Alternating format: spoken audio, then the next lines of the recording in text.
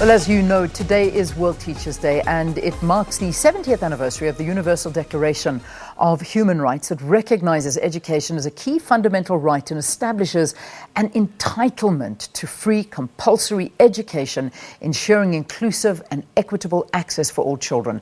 The theme for this year's celebration is "The right to education means the right to a qualified teacher." To discuss the significance of this day, in studio with us, we've got Gauteng MEC for Education, Panyaza Lesufi. Always good to see you, MEC. Thanks for coming in. Thank you. Truly appreciate it. Thank you so much. A wonderful theme that we're working to this year.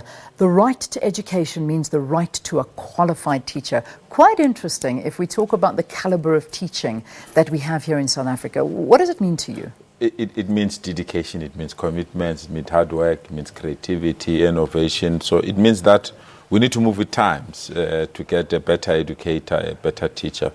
Because I always argue and argue very strongly that we all know that teachers are the only profession that gives birth to other professions. So if that center, if that pot that gives birth to other profession, it's not appropriately cooked, is not appropriately supported, it will never give us what we want. And therefore, this particular theme motivates us that we need good quality educators to take our education forward. It really does, because we worry as South Africans when we look at different studies that come out and research that comes out in terms of the rankings of education and educators in the world.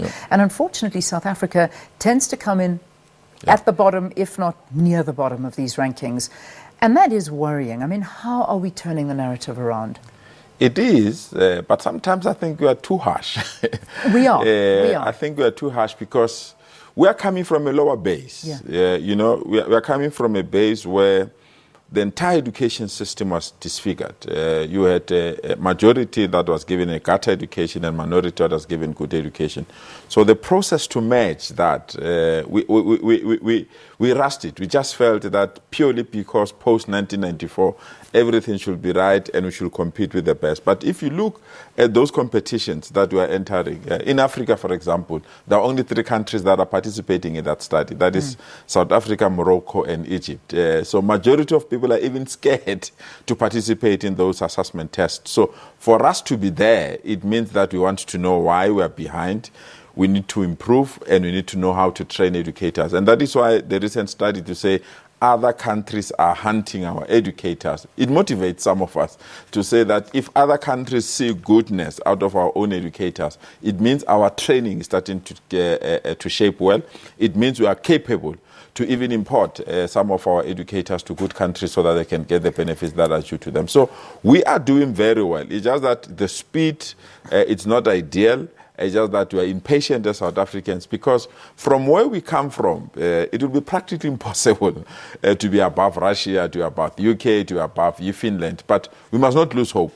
We must continue to invest in the education system. And the good thing is that this country has taken education as a first priority and they're investing a lot of money. And that's the right thing that we need to do. I want to talk about the issue of losing teachers because I've seen a lot of articles surfacing these days of how many teachers are actually leaving South Africa in search of better opportunities. The UAE being one of them that have highlighted. Obviously, the Basic Education Department has come out disputing that, saying, no, that's not the truth. But there obviously has to be some truth to this.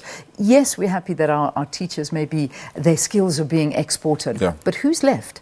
And what kind of quality of teacher? And particularly, with regard to payment of teachers, our teachers are not reimbursed enough for the work that they do. I agree with you, but I mean, the former president established what is called the Presidential Remuneration Commission.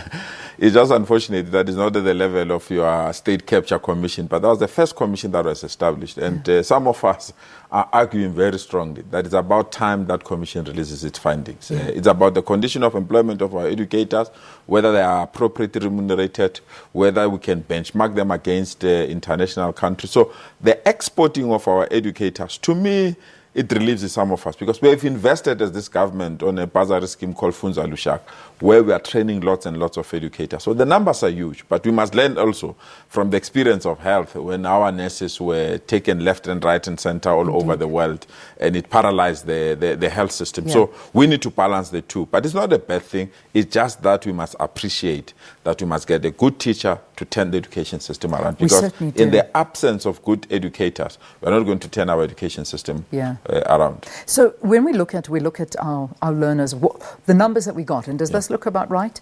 410,000 teachers in South Africa teaching in public schools, 25,000 schools, 12.9 million learners. So those are the figures that we look at. Right figures. We've got 70,000 in our province. Quite incredible. Quite incredible, actually, when you look at that. However, and I'm sorry I'm being hard, but it's a sector that I know that we all feel very passionately about. It's true. Our state's schools are in an awful condition. You know this. I know that. The lack of transport, the infrastructure, the sanitary products, hygiene for children in these schools. These are all issues that need to be looked into. And we talk about a teacher, but in an environment like that, it's a holistic problem. Actually, you have nailed it. I always argue that all our educators are cooked in the same pot. Yeah. All of them. There's no single university that trains teachers for private schools. There's no single university that trains teachers for public schools. All educators are trained in the same pot. But when you deploy them to our schools, the outcomes are different. And mainly are those issues that we have just highlighted that affect the outcome. So if you can't change the conditions of employment, if we can't move with the times, I mean, a new educator that we recruit now, that educator need a proper working environment. They need connectivity. They need data. Indeed. They need all those things. So if you are still stuck in Stone Age ways of giving a chalk and a duster and believe that teacher can deliver, we're lost. You know, we need to move with times because, and I can tell you, Leanne, if we can't get education right, we'll never get the country right. And the only way to get education right, you must get the appropriately qualified teacher that is appropriately enumerated and appropriately acknowledged. Because if it comes to promotional post, you are using favoritism rather than rewarding good teachers, you will lose good teachers.